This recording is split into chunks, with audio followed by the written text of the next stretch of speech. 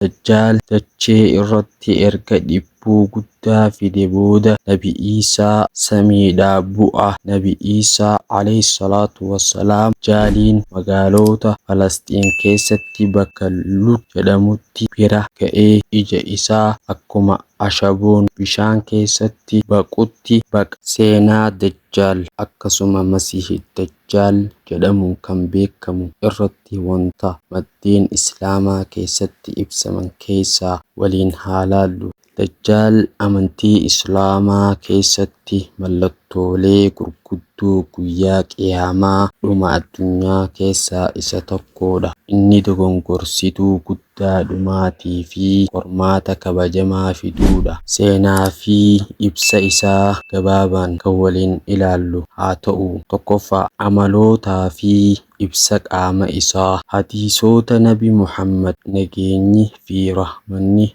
Allah isaan irratti haa jiraatu keessatti Dajjaal akka kanaan gaditti ibsameera. Ija tokko inni ija bitaa qaba, garuu ijji isaa sun eebbifamaa yookiin kan jaamaadha. Akka ijji cumbulaa dhiita'ee mul'atutti adda isaa irratti harfii yookaan jecha kaafir jedhutu barraa'ee jira. Namni mu'minaa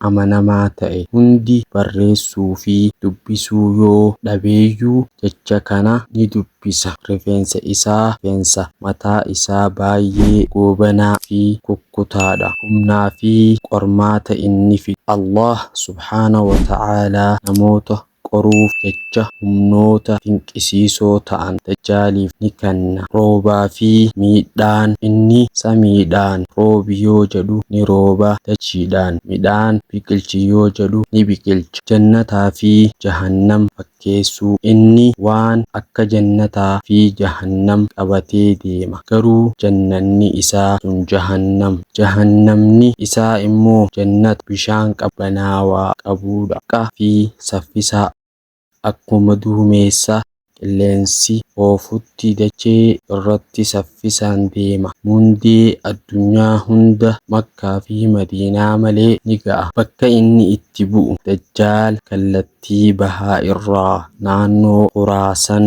yookaan Isfahan Iraan amma jedhamu irraa akka bu'u gabaasameera. Jalqaba irratti akka nama gaariitti of dhiheessa nabiidha jedha. Dhumarratti immoo ani gooftaa keessanii jechuun gooftummaa labsa. Namoonni baay'een keessattuu warri amantiin isaanii laafaa ta'e ni hordofu. Biyyoota inni seenu fisamu. Dajjaal magaalota kabajamoo lamaan Makkaa fi Madiinaa seenuu hin danda'u. Balbala magaalota kana irratti malaa'iktoonni guddoo qabatan gadi dhaabbatanii isa ittisudha.